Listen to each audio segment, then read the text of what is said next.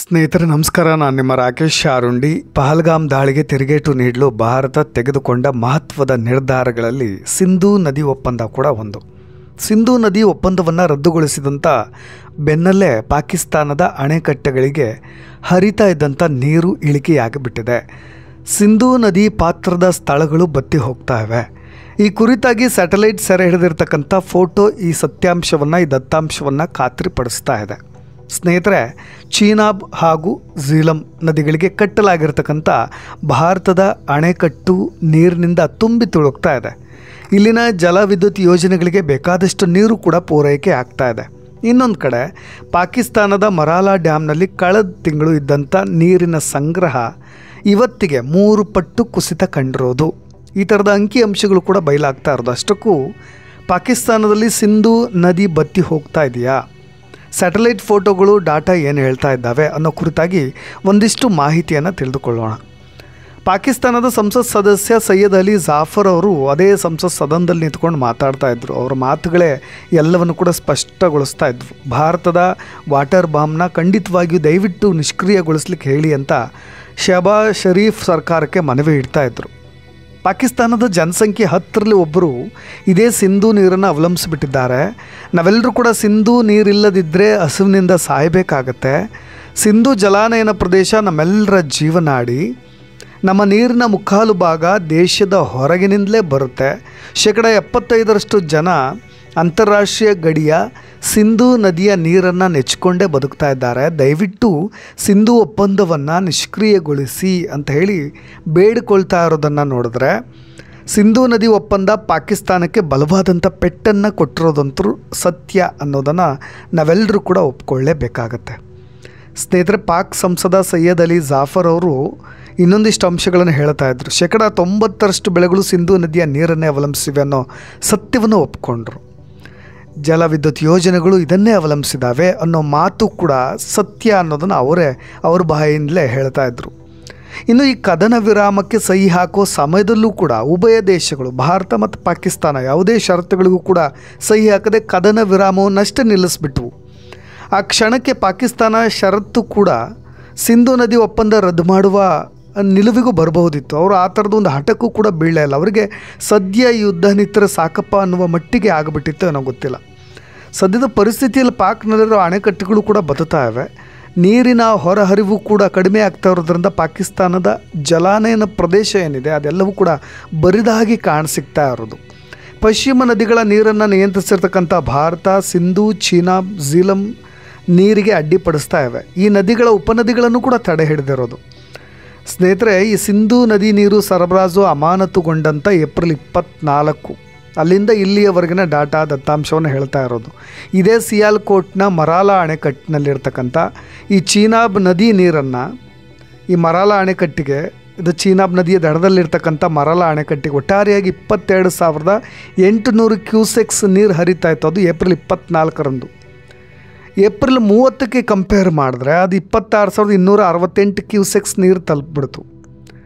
ಇದು ಸ್ವಲ್ಪ ಏರುಗತಿ ಅಂತ ನೀವು ಅಂದಾಜು ಮಾಡ್ಬೋದು. ಇನ್ನು POK ಮಾಂಗ್ಲಾ ಅಣೆಕಟ್ಟು, ಅದು ಝೀಲಂ ನದಿಯ ಹರಿವು ಏಪ್ರಿಲ್ 24 ಯಾವಾಗ ಈ ಸಿಂಧೂ ನದಿ ಒಪ್ಪಂದ ರದ್ದುಗೊಳ್ತಲ್ಲ ಆ ಡೇಟ್ ನಾನು ಹೇಳ್ತಾ ಇರೋದು. 44,822 ಕ್ಯೂಸೆಕ್ಸ್ ಇತ್ತು. ಏಪ್ರಿಲ್ 30ಕ್ಕೆ 43,483, ಸ್ವಲ್ಪ ಕಮ್ಮಿ ಆಯಿತು. ಸ್ನೇಹಿತರೆ, ಇವತ್ತಿನ ಡಾಟಾವನ್ನು ನಾನು ಹೇಳಲೇಬೇಕಾಗತ್ತೆ. ಮೇ ತಿಂಗಳ ಡಾಟಾ.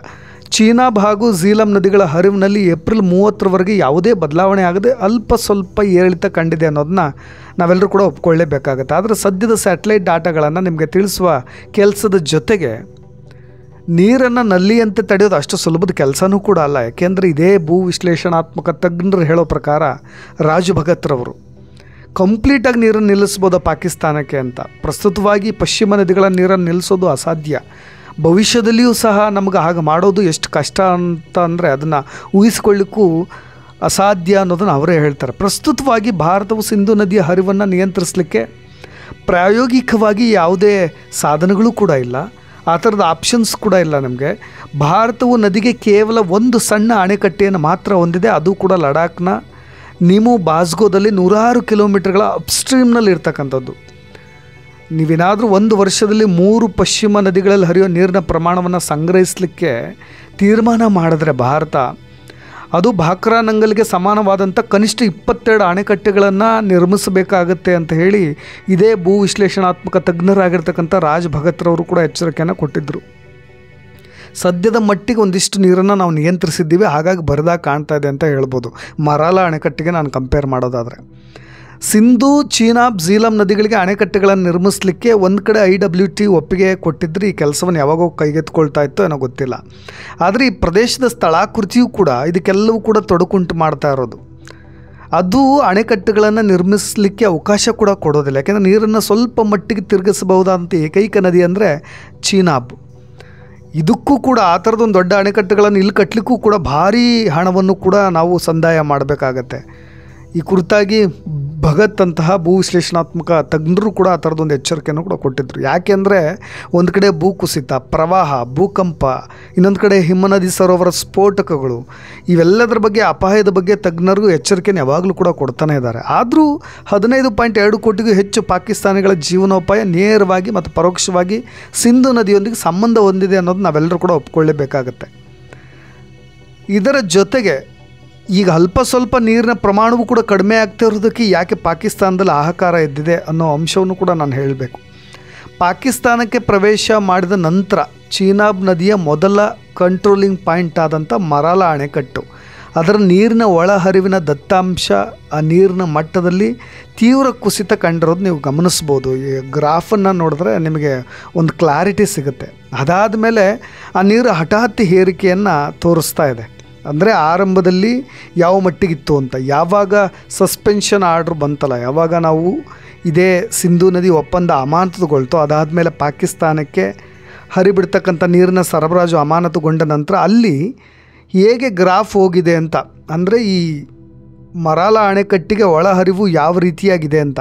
ಏನಾದರೂ ಗೇಟ್ಸ್ಗಳನ್ನು ಓಪನ್ ಮಾಡಿದರೆ ಮರಾಲ ಅಣೆಕಟ್ಟೆಯಲ್ಲಿ ಎಷ್ಟು ನೀರು ಇರ್ತಾ ಇರಲಿಲ್ಲ ಅನ್ನೋ ಒಂದು ದತ್ತಾಂಶವನ್ನು ನಾನು ನಿಮಗಿಲ್ಲಿ ತೋರಿಸ್ತಾ ಇದ್ದೀನಿ.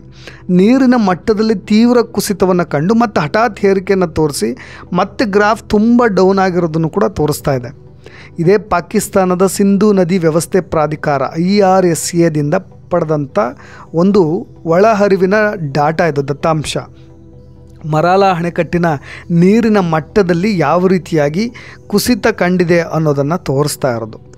ಸ್ನೇಹಿತರೆ, ಇದೆಲ್ಲವೂ ಕೂಡ ಪಾಕಿಸ್ತಾನದ ಸದ್ಯದ ಪರಿಸ್ಥಿತಿ ಯಾವ ರೀತಿಯಾಗಿ ಸಿಂಧು ನದಿಗೆ ಅಂಟುಕೊಂಡಿದೆ ಅನ್ನೋದ್ರ ಕುರಿತಾಗಿ. ಒಟ್ಟಾರೆಯಾಗಿ ಕೇವಲ ಸಿಂಧು ಅಂತ ಅಲ್ಲ, ಅದೇ ಪಾಕಿಸ್ತಾನದಲ್ಲಿರ್ತಕ್ಕಂತಹ ಸ್ವದೇಶಿ ಪ್ರದೇಶಗಳಾದಂತಹ ಬಲೂಚಿಸ್ತಾನ ಇರ್ಬೋದು, ಸಿಂಧ್ ಪ್ರಾಂತ್ಯ ಇರ್ಬೋದು, ಅವೆರಡೂ ಕೂಡ ಈಗ ದಂಗೆ ಎದ್ದಿರೋದು. ಇನ್ನೊಂದು ಕಡೆ ಈ ಒಂದು ವಾಟರ್ ಬಾಂಬ್ ಭಾರತ ಕೊಟ್ಟಿರ್ತಕ್ಕಂಥ ಎಫೆಕ್ಟು, ಇವೆಲ್ಲವೂ ಕೂಡ ಪಾಕಿಸ್ತಾನಕ್ಕೆ ಎಫೆಕ್ಟನ್ನು ಯಾವ ಮಟ್ಟಿಗೆ ಕೊಡ್ತಾ ಇದ್ದಾವೆ ಅಂತ ಗಮನಿಸ್ಬೋದು. ಒಟ್ಟಾರೆಯಾಗಿ ನಾನು ಈ ಚೀನಾ ಮತ್ತು ಝೀಲಂ ನದಿಗಳಿಗೆ ಕಟ್ಟಿರ್ತಕ್ಕಂಥ ಭಾರತದಲ್ಲಿ ಕಟ್ಟಿರ್ತಕ್ಕಂಥ ಅಣೆಕಟ್ಟುಗಳು ಯಾವ ರೀತಿಯಾಗಿ ತುಂಬ ತುಳುಕ್ತಾ ಇವೆ, ಈ ಮುಖಾಂತರವಾಗಿ ಜಲವಿದ್ಯುತ್ ಯೋಜನೆಗೆ ಎಷ್ಟು ಸಹಕಾರ ಆಗ್ತಾ ಇದೆ, ಇನ್ನೊಂದು ಕಡೆ ಪಾಕಿಸ್ತಾನದ ಮರಾಲ ಅಣೆಕಟ್ಟಿನಲ್ಲಿ ಒಂದು ತಿಂಗಳಿಂದ ನೀರಿನ ಸಂಗ್ರಹ ಎಷ್ಟು ಕಡಿಮೆ ಆಗಿದೆ ಅನ್ನೋದನ್ನು ನಾನು ನಿಮಗೆ ಒಂದಿಷ್ಟು ಡಾಟಾವನ್ನು ಕೊಟ್ಟೆ ಅಂತ ಭಾವಿಸ್ತೀನಿ. ಸ್ನೇಹಿತರೆ, ಇನ್ನಷ್ಟು ಅಪ್ಡೇಟ್ಸ್ಗಳೊಂದಿಗೆ ಮತ್ತೆ ಬರ್ತೀನಿ. ನಾನು ರಾಕೇಶ್ ಆರುಂಡಿ. ಧನ್ಯವಾದ.